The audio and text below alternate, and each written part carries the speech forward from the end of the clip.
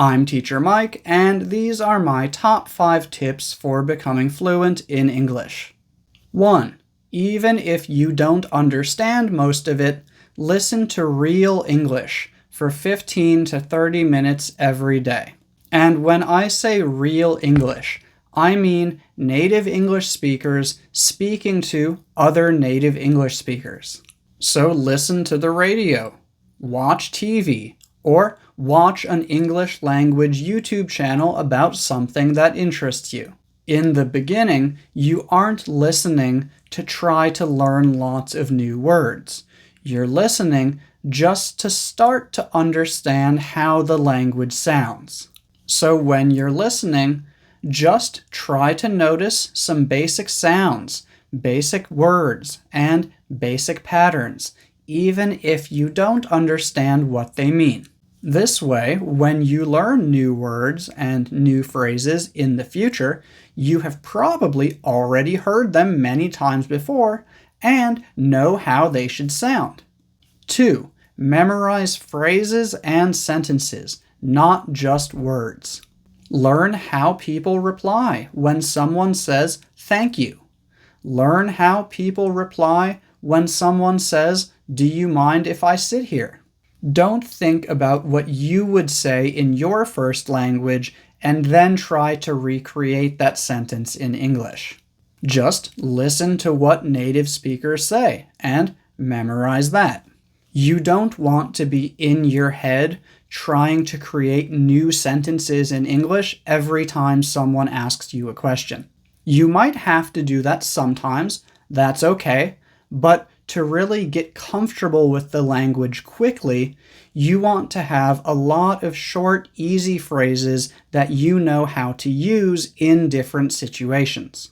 So pay attention to the things that native speakers say in different situations and try to memorize them. This is another reason why listening to real English every day is so important. 3. Use flashcards or a flashcard app to memorize new words and phrases. Write the English word on the front, and on the back, write a definition, draw a picture, or write a translation.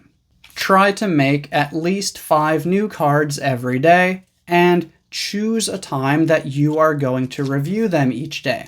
For example, I recommend 15 minutes in the morning before work, or 15 minutes in the evening before bed.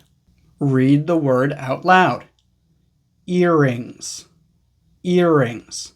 And check to see if you can remember what it means. No, I can't remember. Let me check. Check the back. Okay. Earrings. Earrings. Okay. Then put it back in here, but don't put it near the bottom. Put it near the top so that you will see it again soon. If there's a word that you do know and you feel very comfortable with it, put it closer to the bottom.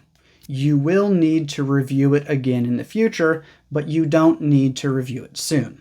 And again, I recommend doing this for 15 minutes each day at the same time each day. That way, it's part of your daily routine, just like praying or taking a shower, and this makes sure that you are not going to forget to do it.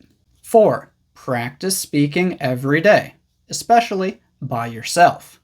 Being fluent just means that you can express your ideas easily in most situations. So how do you get comfortable speaking? By practicing speaking. If you only practice reading and listening, your reading will improve and your listening will improve, but your speaking will not improve. If you want to get better at speaking, practice speaking. Speaking by yourself is especially helpful because there's very little pressure or stress. No one is listening to you. No one is going to hear your mistakes. So if you are someone who is afraid of people hearing your mistakes, this is a great way to practice because it removes that fear and allows you to become more confident. In case you don't know how to practice speaking, I'll post a video below in the comments. 5. Look for opportunities to make mistakes every day.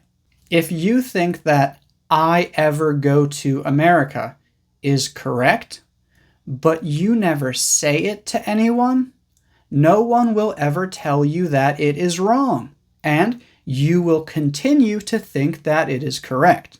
But if you say, "I ever go to America," and someone looks confused, they don't understand what you mean, that tells you that it's probably not correct.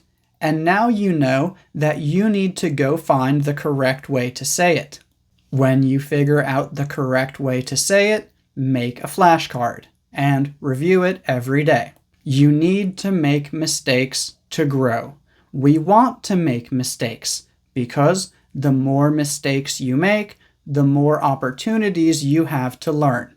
And when you start making a lot of mistakes, you begin to notice that 90% of the time, nothing bad happens when you make mistakes.